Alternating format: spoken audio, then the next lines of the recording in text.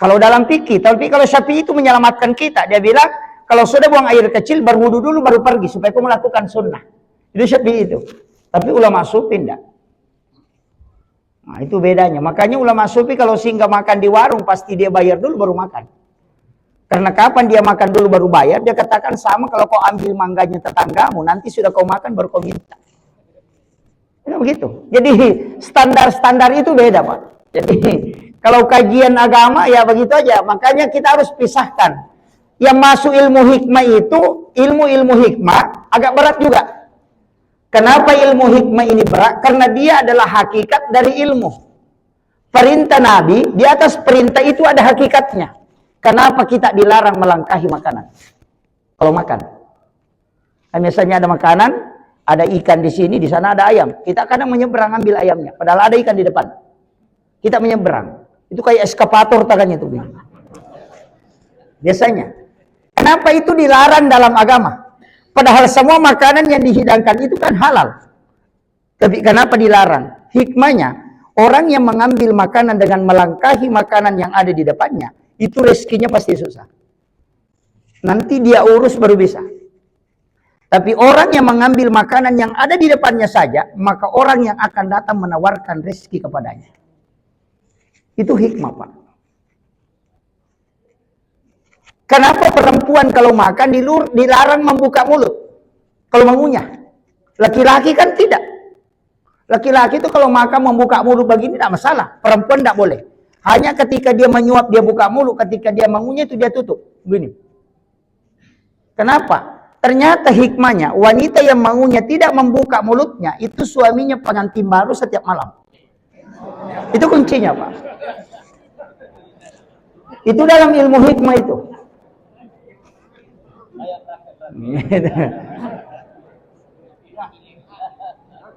Makanya ulama kita itu dari dulu memisahkan. Tasawuf dikaji pada bab khusus tasawuf, fikih dikaji pada bab fikih, kemudian tauhid dikaji pada bab tauhid. Cuma sekarang ini kadang ada penceramah dia gabung. Contoh kajian tasawuf dia kasih turun ke tauhid, itu fatal. Sekedar mengatakan hormat kepada bendera merah putih itu musyrik, karena contoh akhlak dibawa ke tauhid. Hormat ke merah putih kan itu takzim kepada pejuang negara kita yang berdarah kemudian nyawanya melayang karena memperjuangkan negara. Itu yang kita hormati, bukan benderanya.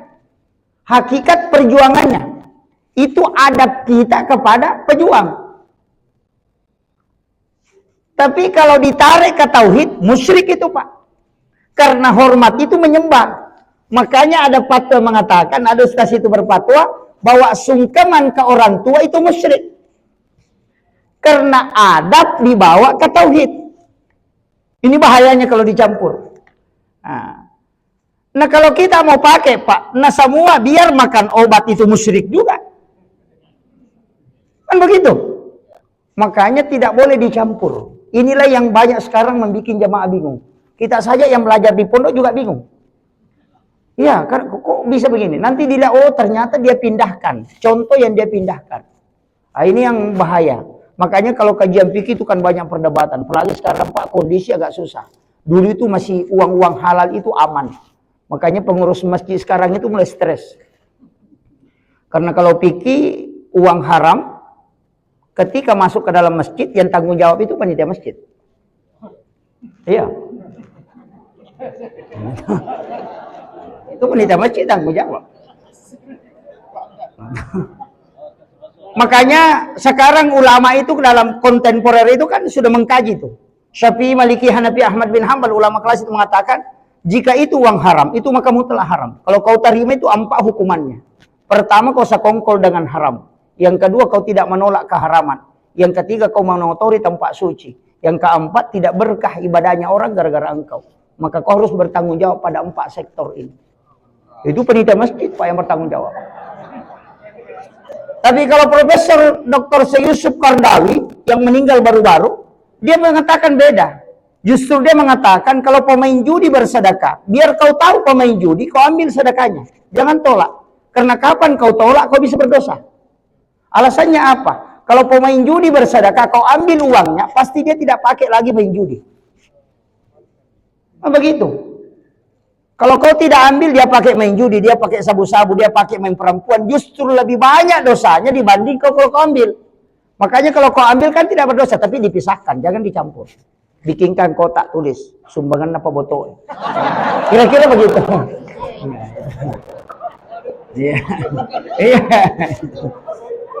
Tapi apakah bisa dipakai? Ulama seperti Syekh Yusuf Qaradawi itu masih membolehkan, hanya dipakai untuk bangun WC. Jangan masukkan ke dalam masjid. Pakai bangun menara, pakai bangun pagar. Karena itu tidak ada kaitannya dengan tempat ibadah. Itu kalau, tapi ada lagi ulama yang belakangan seperti Imam Al-Jazuli, itu beda lagi dia. Dia katakan bikin saja kotak amal besar, baru simpan di dekat pintu masjid. Nanti setiap bulan dibuka diambil. Kalau tanya nanti malaikat dia kemudian dari mana, kasih tahu. Saya tidak tahu, cuma ambil di celengan. Selesai. Itu sudah aman, Pak. Itu. Makanya ulama-ulama kita itu kan mencari seperti itu. Itu fikih, Pak, itu fikih namanya itu. Makanya fikih itu mencari jalan keluar. Kalau tidak dapat jalan keluar, dia keluar jalan, Pak. Iya. Makanya ulama-ulama kita dari dulu begitu. Fikih itu seperti Imam Malik juga itu, Pak, begitu. Pintar. Ketika saya baca, oh ternyata di sini ulama kita berbeda. Saya kadang menangis itu membaca penjelasan-penjelasan ulama. Sampai-sampai itu pendapatnya Imam Malik, itu 3 tahun saya tolak. Belajar di pondok, saya tolak pendapatnya Imam Malik. Tapi lama-kelamaan saya terima juga. Ketika dia mengatakan, makan dan minum di siang hari di bulan Ramadan dengan sengaja, itu kafaratnya puasa 60 hari. Bukan 1 hari. Itu Imam Malik. Jadi kalau ada orang sengaja batalkan puasanya di siang hari di bulan Ramadan, tanpa uzur, itu mesti dia ganti 60 hari, bukan 1 hari. Alasannya Imam Malik apa? Nanti ada orang mencurangi agama, Pak. Kalau pengantin baru mau berhubungan, dia makan dulu baru berhubungan, kan 1 jina ganti. Kan begitu? Iya. Kalau dia berhubungan di bulan Ramadan di siang hari, karena dia harus ganti 60. Tapi kalau dia makan minum dulu baru berhubungan, kan cuma 1 yang dia ganti. Iya, makan minumnya dia ganti. Karena sudah batal baru berhubungan, berarti gantinya cuma 1. Kalau berhubungan menyebabkan batal, berarti gantinya 60 hari. Makanya dia minum dulu baru berhubungan, makanya cuma ganti 1. Imam Malik bilang, ini nanti orang akali. Makanya dia bilang, makan dengan sengaja, ganti 60. Berhenti. Makanya itu Imam Malik itu. Makanya lama-lama juga kita terima pendapatnya. Makanya fikih begitu, ada alasannya. Saya ingin sampaikan begini, karena ini berkaitan dengan halal biasa mengatakan tadi, itu tafaul. Kenapa dalam agama ini kalau kita kaji hikmah, itu lebih dalam, Pak. Tapi bukan tasawuf. Orang mengatakan terkecoh, biasa mengatakan tasawuf. Bukan. Hikmah itu bukan tasawuf. Itu adalah ilmu yang lahir dari ilmu. Itu aja kuncinya. Makanya dia katakan ilmu hikmah. Saya kasih tahu, kenapa angka 7? 7 hari kelahiran kita disuruh akikah. Kalau tidak sempat tambah 7 hari. Kalau tidak sempat lagi tambah 7 hari. Kenapa 7? Kemudian berikutnya 7 tahun umurnya suruh sholat. Kenapa 7 lagi? Kenapa bukan 5? Kalau 10 tahun pukul kau tidak sholat kan menghadapi 14 tahun. Tambah 7 hari berarti 27 tahun berarti 21 tahun. 21 sampai 28 itu disuruh menikah. Kalau ada orang tidak menikah 21 sampai 28, nanti 35 baru mau menikah. Iya. Makanya kalau ada orang lambat menikah lewat 23, sudah lewat 28 tidak menikah, nanti hilang itu keinginannya menikah. Nanti umur 35 lagi baru muncul. 35 baru langsung 38. 38 nanti lompat ke 40. Makanya di umur 40 itu baru mau kembali. Makanya orang yang sudah menikah itu biasa mau menikah juga di situ. Makanya rata-rata selingkuh itu 38 sampai 43. Nah, di situ. Iya. Ini nih yang anukan. Itu hitungan. Dan kenapa angka 7 ini, Pak? Kalau kita kaji, tawaf itu kan 7 putaran. Sa'i juga 7 putaran. Langit 7 lapis. Tanah 7 susun. Suratul Fatihah itu 7 ayat. Anggota sujud itu kan ada 7. 2 lutut, 2 kaki, 2 tangan, 1 kepala. Rakaat sholat itu kan 17 juga, di dalamnya ada angka 7. Itu kan kalau angka 7 makanya ada maknanya itu Pak. Orang 7 tahun itu masuk sekolah SD, 7 tahun kemudian masuk SMP, 7 tahun kemudian masuk perguruan tinggi. Kalau ada orang 38 umurnya sampai 42 tidak berhasil, berarti dia tidak akan kaya sampai mati. Tapi kalau dia sukses di bawah 38, berarti orang itu bisa menanjak. Jadi lihat saja, kalau ada orang kaya di bawah 42, berarti dia bisa kaya ke atas. Tapi kalau dia tidak kaya, begitu-begitu saja. Makanya itu mata ya ko sompak ko na patapulo ni tang umuru dia umpama dia cirewa banan lo kampung. Ten rumah itu. Itu kan anunya. Iya. Itu hitung-hitungan dan itu ada memang istilahnya kalau dalam agama ini dikaji para ulama dan itu ilmu hikmah Pak. Banyak sekali. Saya sering temukan itu penjelasan-penjelasan ulama kita. Banyak. Tapi itu susah Pak, karena itu tidak masuk dalam kaidah ilmu terbuka. Itu hanya ulama-ulama kasyaf yang tahu.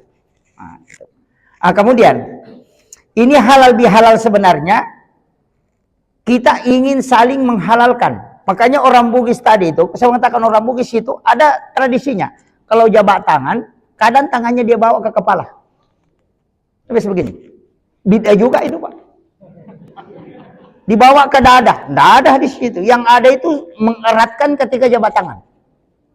Sampai Nabi itu kuat sekali genggamannya. Kalau kita pelan saja baru bawa ke kepala.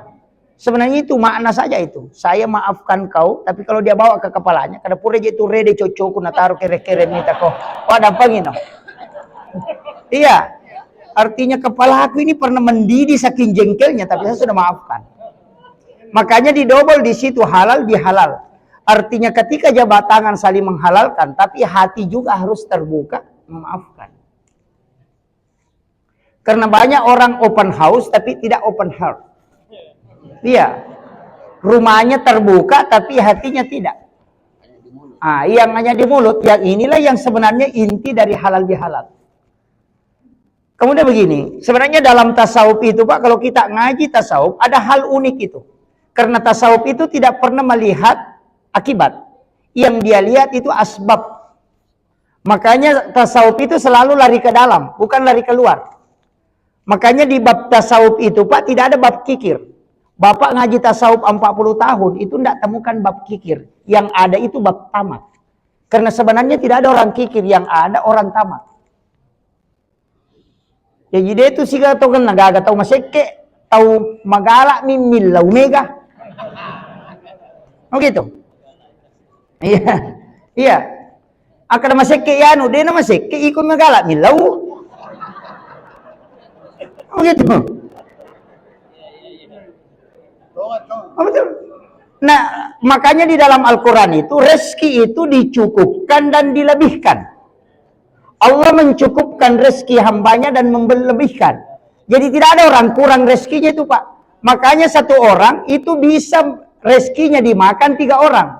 Makanya kalau kita sudah menikah melahirkan anak, anak itu kan tidak kerja, tapi masih bisa kita kasih makan.